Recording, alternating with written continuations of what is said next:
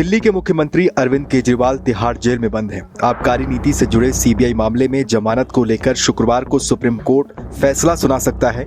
दिल्ली के सीएम उन बड़े नेताओं में आखिरी ऐसी हस्ती हैं जो कथित शराब घोटाले में अब तक सलाखों के पीछे हैं। कयास लगाए जा रहे हैं कि उन्हें सुप्रीम कोर्ट से राहत मिल सकती है। हालांकि सीबीआई की तरफ से दलील दी गई है कि केजरीवाल बतौर सीएम गवाहों को प्रभावित कर सकते हैं, इसलिए उन्हें फिलहाल जमानत नहीं दी जाए। मामले में पिछले हफ्ते ही सुनवाई पूरी हो चुकी है और सुप्रीम कोर्ट ने फैसला सुरक्षित रख लिया है।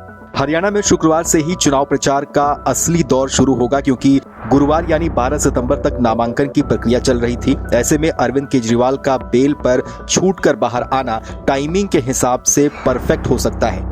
इसके अलावा दिल्ली में भी राष्ट्रपति शासन की सुगबुगाहट चल रही है। बड़ी दलील ये है कि मुख्यमंत्री के जेल में बंद होने के कारण देश की राजधानी में कामकाज ठप पड़ा है। राष्ट्रपति ने दिल्ली के बीजेपी विधायकों को राष्ट्रपति शासन लागू करने की मांग को केंद्रीय गृह सचिव के पास विचार के लिए भेजा है, लेकिन केजरीवाल के बाहर आने के बाद बीजेपी के इस मुहिम की हवा निकल सकती है। हरियाणा चुनाव में आम आदमी पार्टी ने अकेले दम पर लड़ने का फैसला किया है और सभी 90 सीटों पर उम्मीदवार खड़े किए हैं।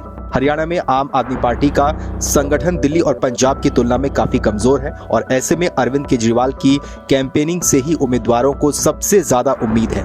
कांग्रेस से गठबंधन की बातचीत टूटने के बाद विपक्षी गठबंधन में भी फूट दिखाई दे रही है। दिल्ली अरविंद केजरीवाल की राजनीतिक कर्मभूमि रही है। 2 चुनाव में बम्पर जीत हासिल कर सरकार बनाने वाले केजरीवाल दिल्ली वालों की नब्ज पहचानने में माहिर हैं। ऐसे में चुनाव से 4 महीने पहले केजरीवाल का बाहर आना दिल्ली की सियासत में सबसे ज्यादा हलचल लेकर आएगा।